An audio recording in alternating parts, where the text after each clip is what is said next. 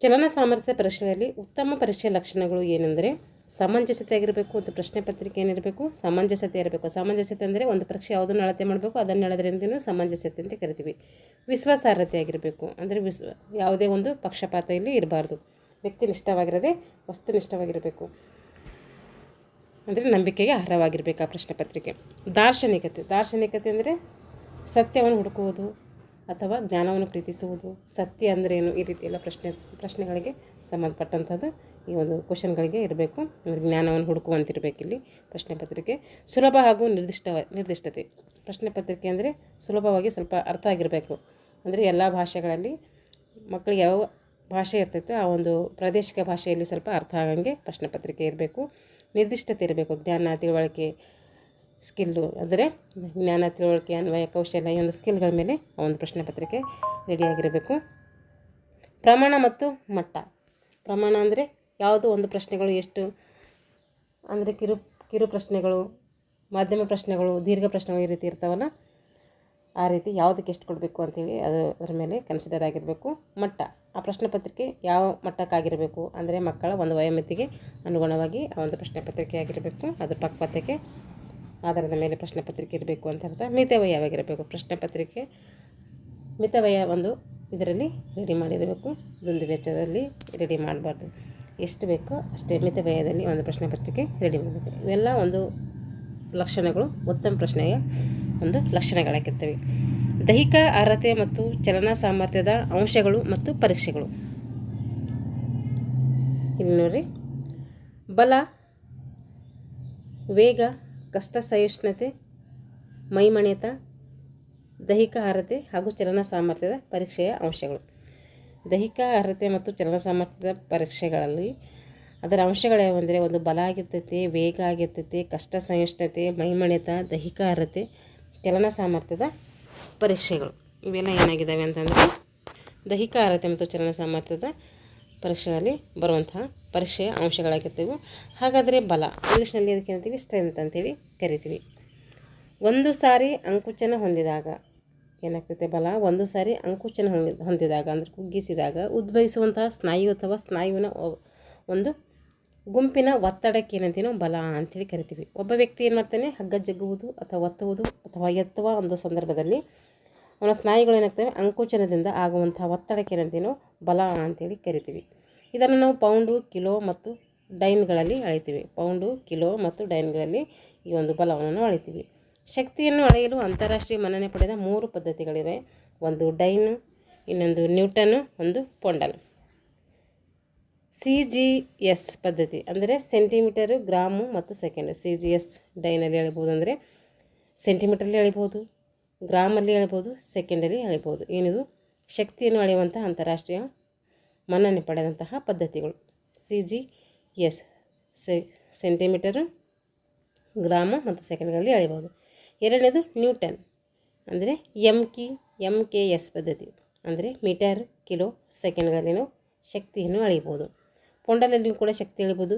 FCS ಪದ್ಧತಿ ಅಂತ ಕರಿತೀವಿ ಅಂದರೆ ಪೋಟು, ಪೌಂಡು, ಸೆಕೆಂಡು. ಶಕ್ತಿಯನ್ನು ನಾವು ಮುಖ್ಯವಾಗಿ ಏನು ಮಾಡ್ತೀವಿ, 3 ಪ್ರಕಾರಗಳಾಗಿ ವಿಂಗಡಣೆ ಮಾಡ್ತೀವಿ.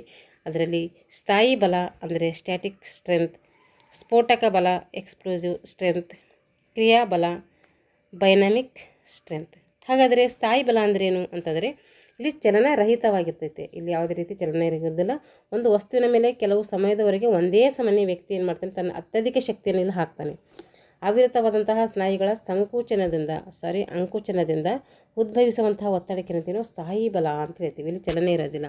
ವ್ಯಕ್ತಿ ಏನು ಮಾಡ್ತಾನೆ, ಒಂದೇ ಸಮನೆ ಅತ್ಯಧಿಕ ಪ್ರಮಾಣದಲ್ಲಿ ಒಂದು ವಸ್ತುವಿನ ಮೇಲೆ ಸತತವಾಗಿ ಶಕ್ತಿಯನ್ನು ಹಾಕ್ತಾನೆ. ಆ ಶಕ್ತಿ ಹಾಕಿದಾಗ ಏನು ಮಾಡ್ತದೆ, ಸ್ನಾಯುಗಳ ಅಂಕುಚನದಿಂದ ಏನು ಉದ್ಭವಿಸ್ತದಲ್ಲ ಒಂದು ಒತ್ತಡ, ಆ ಒಂದು ಒತ್ತಡಕ್ಕೆ ಏನಂತೀವಿ ಸ್ಥಾಯಿ ಬಲ ಅಂತೇಳಿ ಕರಿತೀವಿ.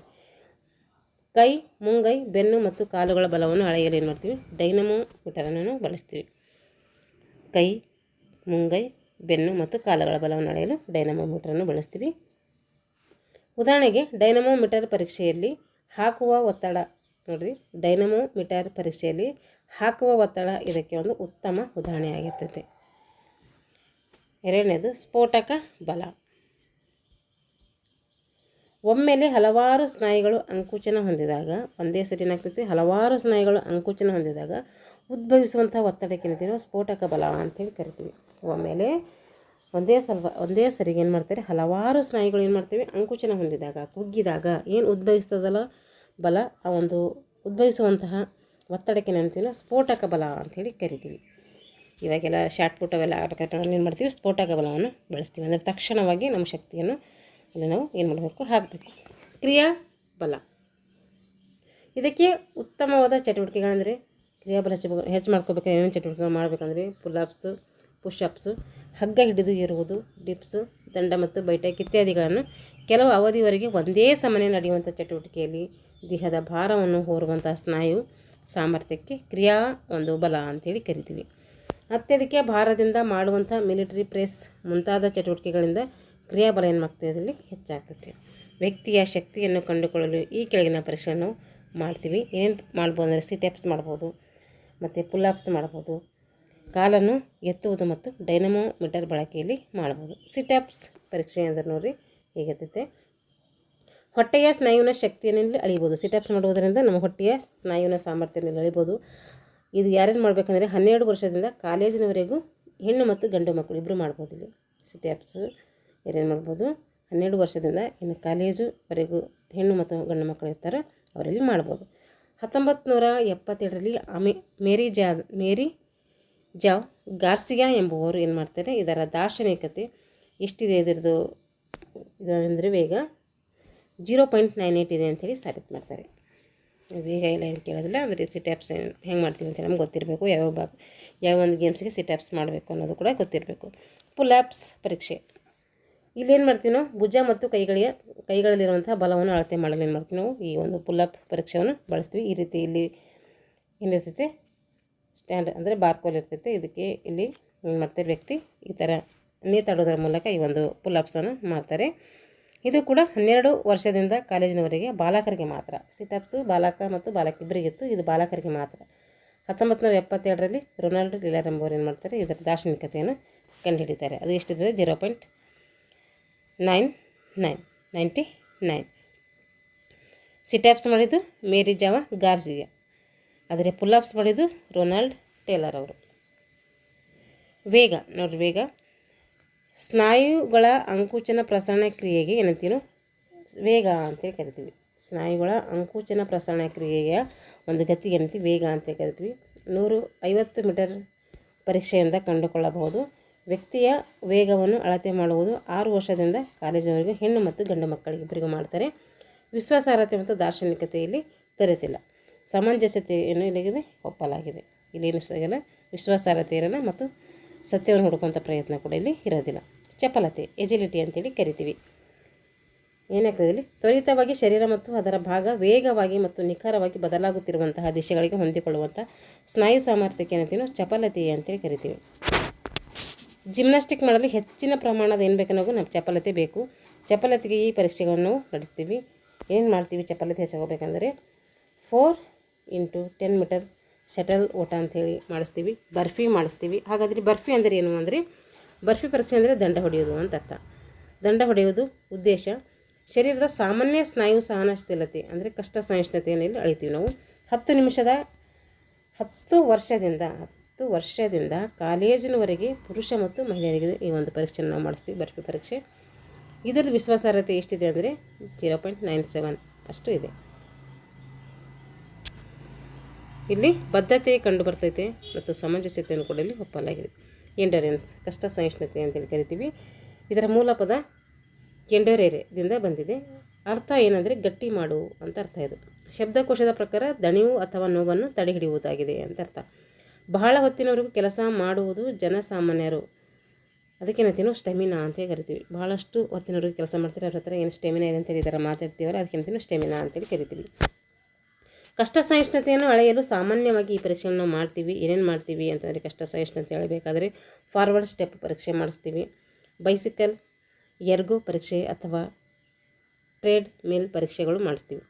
ಸ್ನಾಯುವಿನ ಸ್ಥಾಯಿ ಕಷ್ಟ ಸಹಿಷ್ಣುತೆ ಅಳೆಯಲು ಭಾರವಾದ ವಸ್ತುವನ್ನು ಬಹಳಷ್ಟು ಸಮಯದವರೆಗೆ ಹೊತ್ತಿರುವುದು, ನಿರ್ದಿಷ್ಟ ಪ್ರಮಾಣದ ಒತ್ತಡವನ್ನು ಹೇರಿದಾಗ ಅದನ್ನು ತಡೆದುಕೊಳ್ಳುವಲು ಏನು ಮಾಡ್ತೀವಿ, ಸ್ನಾಯು ಸಾಮರ್ಥ್ಯಕ್ಕೆ ಸ್ನಾಯುವಿನ ಸ್ಥಾಯಿ ಕಷ್ಟ ಸಹಿಷ್ಣುತೆ ಅಂತೇಳಿ ನಾವು ಕರಿತೀವಿ. ಸ್ನಾಯುವಿನ ಕ್ರಿಯಾ ಕಷ್ಟ ಸಹಿಷ್ಣುತೆ ಯಾವುದೇ ಒಂದು ಚಟುವಟಿಕೆಯನ್ನು ಹೆಚ್ಚಿನ ತೀವ್ರತೆಯಿಂದ ಮಾಡಿ ನಂತರ ಎರಡನೇ ಬಾರಿಗೆ ಕಡಿಮೆ ತೀವ್ರತೆಯಿಂದ ಮಾಡುವುದಕ್ಕೆ ಏನಂತೀವಿ ಸ್ನಾಯುವಿನ ಕ್ರಿಯಾ ಕಷ್ಟ ಸಹಿಷ್ಣುತೆ ಅಂತೇಳಿ ಕರಿತೀವಿ. ಏನು ಮಾಡ್ತೀವಿ, ಯಾವುದೇ ಒಂದು ಚಟುವಟಿಕೆಯನ್ನು ಹೆಚ್ಚಿನ ತೀವ್ರತೆ ಹೈ ಇಂಟೆನ್ಸಿಟಿಯಿಂದ ಮಾಡ್ತೀವಿ, ಎರಡನೇ ಬಾರಿಗೆ ಏನು ಮಾಡ್ತೀವಿ ಕಡಿಮೆ ತೀವ್ರತೆಯಿಂದ ಮಾಡೋದಕ್ಕೆ ಏನಂತೀವಿ ಸ್ನಾಯುವಿನ ಕ್ರಿಯಾ ಕಷ್ಟ ಸಹಿಷ್ಣುತೆ ಅಂತೇಳಿ ಕರಿತೀವಿ. ಇದಕ್ಕೆ ಈ ಕೆಳಗಿನ ಪರೀಕ್ಷೆಯನ್ನು ಮಾಡ್ತೀವಿ. ಒಂದು ಕೂಪರಿ ಅವರ 12 ನಿಮಿಷದ ಓಟ, ನಡಿಗೆ ಪರೀಕ್ಷೆ, ಪುಲ್-ಅಪ್ ಮತ್ತು ಕಾಲನ್ನು ಎತ್ತುವುದು. ಈ ಒಂದು ಪರೀಕ್ಷೆಗಳು ಮಾಡುವುದರಿಂದ ಏನಾಗ್ತೈತೆ ನಮಗೆ ಸ್ನಾಯುವಿನ ಕ್ರಿಯಾ ಕಷ್ಟ ಸಹಿಷ್ಣುತೆ ಹೆಚ್ಚಾಗ್ತೈತಿ. ಕೂಪರ್ ಅವರ 12 ನಿಮಿಷದ ಓಟ ಇದಾಯ್ತು, ಇಲ್ಲಿದೆ ನೋಡಿದ್ರೆ. ಕೂಪರ್ ಅವರ 12 ನಿಮಿಷದ ಓಟ ಅಥವಾ ನಡಿಗೆ ಪರೀಕ್ಷೆ ಏನು ಮಾಡ್ತದೆ ಇದು ಅಂತಂದರೆ ಹೃದಯ ಮತ್ತು ಪುಪ್ಪಸದ ಅಂದರೆ ಕಷ್ಟ ಸಹಿಷ್ಣುತೆ ಸಾಮರ್ಥ್ಯವನ್ನು ಅಳತೆ ಮಾಡಲು ಜೂನಿಯರ್ ಕಾಲೇಜಿನ ಮಟ್ಟದ ಒಂದು ಹೆಣ್ಣು ಮತ್ತು ಗಂಡು ಮಕ್ಕಳಿಗೆ ಏನು ಮಾಡ್ತಾರೆ ಈ ಪರೀಕ್ಷೆಯನ್ನು ಬಳಸ್ತಾರೆ.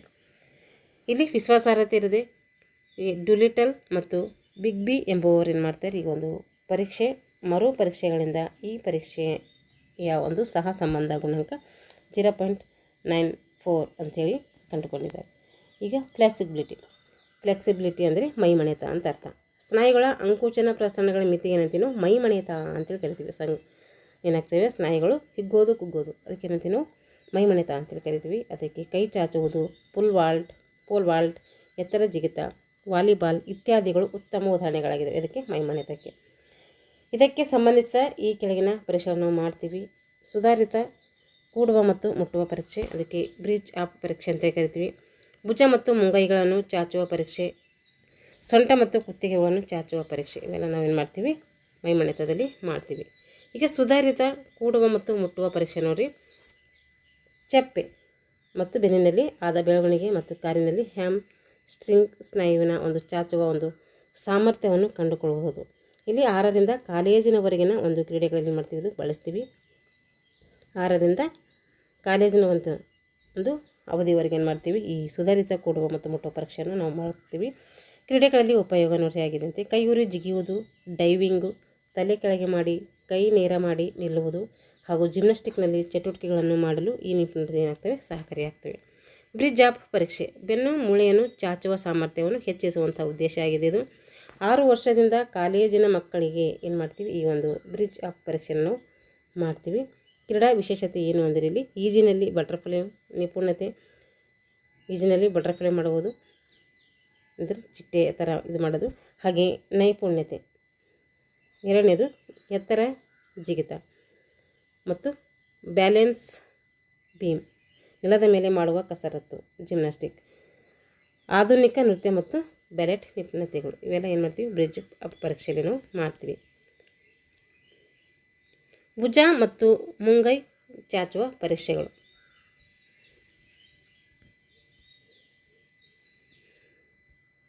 ಭುಜ ಹಾಗೂ ಮುಂಗೈ ಸ್ನಾಯುಗಳಲ್ಲಿ ಹೆಚ್ಚಿನ ಮೈಮಣೆತ ತರುವುದು ಇದರ ಉದ್ದೇಶ ಆಗಿದೆ. ಭುಜ ಮತ್ತು ಮುಂಗೈಯಲ್ಲಿ ಏನು ಮಾಡಬೇಕು ಹೆಚ್ಚಿನ ಸ್ನಾಯುಗಳ ಒಂದು ಮೈಮಣೆತ ತರಬೇಕು ಅನ್ನೋದರ ಉದ್ದೇಶ ಆಗಿದೆ. 6 ವರ್ಷದ ಮಕ್ಕಳಿಂದ ಕಾಲೇಜಿನವರೆಗೂ ಹೆಣ್ಣು ಮತ್ತು ಗಂಡು ಮಕ್ಕಳು ಇಬ್ಬರಿಗೂ ಮಾಡ್ತೀವಿ ಇದು. ಇಲ್ಲಿ ಕ್ರೀಡೆ ವಿಶೇಷತೆ ಏನಾದರೆ ಜಿಮ್ನಾಸ್ಟಿಕ್, ಅದರಲ್ಲಿ ಸಿಂಗಲ್ ಮತ್ತು ಡಬಲ್ ಬಾರ್, ಅಸಮತ ಬಾರ್, ನೆಲದ ಮೇಲೆ ಮಾಡುವಂಥ ಜಿಮ್ನಾಸ್ಟಿಕ್ಕು, ಕುಸ್ತಿ, ಈಜಿನಲ್ಲಿ ಬಟರ್ಫ್ಲೈ ನಿಪುಣತೆ, ಸೊಂಟ ಹಾಗೂ ಕುತ್ತಿಗೆಗಳನ್ನು ಚಾಚುವ ಪರೀಕ್ಷೆ, ಸೊಂಟ ಮತ್ತು ಕುತ್ತಿಗೆಯ ಸ್ನಾಯುಗಳಲ್ಲಿನ ಮೈಮಣೆತ ತರುವುದು ಇದರ ಉದ್ದೇಶ ಆಗಿದೆ. 6 ವರ್ಷದ ಮಕ್ಕಳಿಂದ ಕಾಲೇಜಿನವರೆಗೂ ಹೆಣ್ಣು ಮತ್ತು ಗಂಡು ಮಕ್ಕಳಿಗೆ ಈ ಪರೀಕ್ಷೆಯನ್ನು ನಾವು ಮಾಡ್ತೀವಿ. ಕ್ರೀಡಾ ವಿಶೇಷತೆ ಏನು ಅಂತಂದರೆ ಇಲ್ಲಿ ಜಿಮ್ನಾಸ್ಟಿಕ್ ಅಂದರೆ ಕಸರತ್ತುಗಳು, ನೆಲದ ಮೇಲೆ ಮಾಡುವಂಥ ಕಸರತ್ತುಗಳು, ಬ್ಯಾಲೆನ್ಸ್ ಬೀಮ್, ಕುಸ್ತಿ ಮತ್ತು ಈಜಿನಲ್ಲಿ ಬಟರ್ಫ್ಲೈ ನಿಪುಣತೆ ಇವೆಲ್ಲ ನಾವು ಮಾಡ್ತೀವಿ. ಈಗ ಸ್ಫೋಟಕ ಬಲ ಪವರ್. ಬಲ ಮತ್ತು ಸ್ಫೋಟಕ ಬಲ ಇವೆರಡು ಏನಾಗಿವೆ ಒಂದೇ ಅರ್ಥವನ್ನು ಕೊಡ್ತವೆ. ಅದರಲ್ಲಿ ಸ್ಫೋಟಕ ಬಲ ಅಂದರೆ ಹಲವಾರು ಸ್ನಾಯುಗಳು ಒಮ್ಮೆಲೆ ಅಂಕೋಚನ ಹೊಂದಿದಾಗ ಉದ್ಭವಿಸುವಂಥ ಒತ್ತಡ ಆಗಿದೆ ಇದು. ವ್ಯಕ್ತಿಯ ಬಲವನ್ನು ಈ ಕೆಳಗಿನ ಪರೀಕ್ಷೆಯಿಂದ ನಾವು ಕಂಡುಕೊಳ್ಬೋದು. ಒಂದು ನಿಂತು ಉದ್ದ ಜಿಗಿತ ಆಗಿದೆ. ವ್ಯಕ್ತಿಯ ಬಲವನ್ನು ಈ ಕೆಳಗಿನ ಪರೀಕ್ಷೆಯಿಂದ ನೋಡಿರಿ. ನಿಂತ ಉದ್ದ ಜಿಗಿತ ಅಂದರೆ ಇದರಿಂದ ಏನು ಮಾಡ್ಬೋದು ನಾವು ಸ್ಫೋಟಕ ಬಲವನ್ನು ಹೆಚ್ಚಿಸ್ಕೊಳ್ಬೋದು. ಸರ್ಜೆಂಟ್ ಜಂಪ್ ಪರೀಕ್ಷೆ ಇದರ ಮೂಲಕ ಕೂಡ ನಾವು ಸ್ಫೋಟಕ ಒಂದು ಬಲವನ್ನು ಹೆಚ್ಚಿಸ್ಕೊಳ್ಬೋದು. ಸ್ಟ್ಯಾಂಡಿಂಗ್ ಬ್ರಾಡ್ ಜಂಪ್ ಅಂದರೆ 1969ರಲ್ಲಿ ಜಾಕ್ ಕ್ಲೇಟನ್ ಎಂಬುವರು ಈ ಪರೀಕ್ಷೆಯನ್ನು ಏನು ಮಾಡ್ತಾರೆ 0.96ದಷ್ಟು ದಾರ್ಶನಿಕತೆ ಸಹ ಸಂಬಂಧ ಗುಣಾಂಕವನ್ನು ಏನು ಮಾಡಿದ್ರಲ್ಲಿ ಕಂಡುಕೊಂಡಿದ್ದಾರೆ. ಈ ಪರೀಕ್ಷೆ ಉದ್ದೇಶ ಏನೆಂದರೆ ಜಿಯುವ ಕಾಲಿನ ಸಾಮರ್ಥ್ಯವನ್ನು ಅಳತೆ ಮಾಡೋದು, ಅಂದರೆ ಮುಂದಕ್ಕೆ ಜಿಗಿಯುವ ಕಾಲಿನ ಸಾಮರ್ಥ್ಯವನ್ನು ಅಳತೆ ಮಾಡೋದು ಈ ಒಂದು ಪರೀಕ್ಷೆಯ ಉದ್ದೇಶ ಆಗಿರ್ತೈತೆ. 6ರಿಂದ ಒಂದು ಕಾಲೇಜಿನವರೆಗಿನ ಹೆಣ್ಣು ಮತ್ತು ಗಂಡು ಮಕ್ಕಳಿಗೆ ಕೂಡ ಇದನ್ನು ಮಾಡ್ತೀವಿ. ಸರ್ಜೆಂಟ್ ಜಂಪ್ ಪರೀಕ್ಷೆ ಅಂದರೆ ನೇರವಾಗಿ ಎತ್ತರಕ್ಕೆ ಜಿಗಿಯುವ ಕಾಲಿನ ಶಕ್ತಿಯನ್ನು ಅಳತೆ ಮಾಡುವಂಥ ಉದ್ದೇಶ ಹೊಂದಿದೆ. ಇದು 9 ವರ್ಷದ ಮಕ್ಕಳಿಂದ ಮಧ್ಯವಯಸ್ಕರವರೆಗೂ ಏನು ಮಾಡ್ತೀವಿ, ಪರೀಕ್ಷೆಯನ್ನು ನಾವು ಮಾಡ್ತೀವಿ. ವಿದ್ಯಾರ್ಥಿನಿ ಇಬ್ಬರಿಗೂ ಕೂಡ ಮಾಡ್ತೀವಿ. 1969ರಲ್ಲಿ ಜಾಕ್ ಕ್ಲಿಂಟನ್ ಎಂಬುವರು ಈ ಪರೀಕ್ಷೆಯನ್ನು ಮಾಡ್ತಾರೆ. 0.93 ಏನಿದೆ ಅಂತೆ ಸಹ ಸಂಬಂಧ ಇದೆ ಅಂತೇಳಿ ಏನು ಮಾಡ್ತಾರೆ, ಅದರ ಗುಣಾಂಕವನ್ನು ಪತ್ತೆ ಹಚ್ತಾರೆ. ಈಗ ದೇಹದ ಘಟಕಗಳು ಅಥವಾ ಶರೀರದ ಘಟಕಗಳು ಅಂತೇಳಿ ಕರಿತೀವಿ. ಇಲ್ಲಿ ಶರೀರದ ಸಾಂದ್ರತೆ, ಶರೀರದ ಅಂಗಾಂಗಗಳ ಕೋನಗಳು ಹಾಗೂ ಚರ್ಮದ ದಪ್ಪಳತೆ ಅವನ್ನು ಗಣನೆಗೆ ತೆಗೆದುಕೊಳ್ತಾರೆ. ಇಲ್ಲಿ ದಪ್ಪ ಮತ್ತು ತೆಳು ದೇಹದ ನಿರ್ಧಾರ ಮಾಡಲು ಅದಕ್ಕೆ ಅಂತೀವಿ ಶರೀರ ಸಾಂದ್ರತೆ ಏನು ಮಾಡ್ತೀವಿ ನಾವು ಅಂತೀವಿ, ಅದರ ಪರೀಕ್ಷೆಯನ್ನು ಮಾಡ್ತೀವಿ ಅಂತ ಅರ್ಥ. ಅಂದರೆ ಶರೀರದ ನೀರಿನಲ್ಲಿನ ತೂಕವನ್ನು ಪರಿಗಣಿಸ್ತೀವಿ. ಇಲ್ಲಿ ಇದನ್ನು ಈ ಕೆಳಗಿನ ಸೂತ್ರದಿಂದ ಕಂಡುಕೊಳ್ತೀವಿ. D/m/V. ಡಿ ಅಂದರೆ ಡೆನ್ಸಿಟಿ ಅಂತ ಅರ್ಥ, ಎಮ್ ಅಂದರೆ ಮಾಸ್ ಅಥವಾ ತೂಕ ಅಂತ ಅರ್ಥ, ವಿ ಅಂದರೆ ವ್ಯಾಲ್ಯೂಮ್ ಅಂದರೆ ವಿಸ್ತಾರ ಅಂತ ಅರ್ಥ. ನೀರಿನಲ್ಲಿನ ಒಂದು ಶರೀರದ ತೂಕವನ್ನು ವ್ಯಾಲ್ಯೂಮೀಟರ್ನಿಂದ ಅಳಿತೀವಿ. ನೀರಿನಲ್ಲಿರುವಂಥ ಶರೀರದ ತೂಕ ಎಷ್ಟರಿಂದ ಅಳಿತೀವಿ ಅಂದರೆ ವ್ಯಾಲ್ಯೂಮೀಟರ್ನಿಂದ ಅಳಿತೀವಿ. ತೊಡೆ, ಕಾಲು, ಎದೆ, ಹೊಟ್ಟೆ, ರೆಟ್ಟೆ, ಬೆನ್ನು ಹಾಗೂ ಗೋಣುಗಳಲ್ಲಿನ ಒಂದು ಚರ್ಮದ ದಪ್ಪಳತೆಯ ಮಾಪನಗಳಿಂದ ಏನು ಮಾಡ್ತೀವಿ ನಾವು ಕಂಡುಕೊಳ್ತೀವಿ. ಇಷ್ಟು ಏನಾಯಿತು ಚಲನ ಸಾಮರ್ಥ್ಯದ ಪರೀಕ್ಷೆಗಳ ಬಗ್ಗೆ ನಾವು ತಿಳ್ಕೊಂಡಿದ್ದೀವಿ. ಮುಂದಿನ ತರಗತಿಯಲ್ಲಿ ದೈಹಿಕ ಅರ್ಹತೆಯ ಪರೀಕ್ಷೆಗಳ ಬಗ್ಗೆ ಮುಂದಿನ ಕ್ಲಾಸಲ್ಲಿ ನಾನು ಸಂಕ್ಷಿಪ್ತವಾಗಿ ಆ ಒಂದು ವಿಷಯದ ಕುರಿತು ತೆಗೆದುಕೊಳ್ಳೋಣ ಅಂತ ಹೇಳ್ತಾ ಇಲ್ಲಿಗೆ ಈ ತರಗತಿಯನ್ನು ಮುಗಿಸ್ತಾ ಇದ್ದೀನಿ. ಎಲ್ಲರಿಗೂ ಧನ್ಯವಾದಗಳು.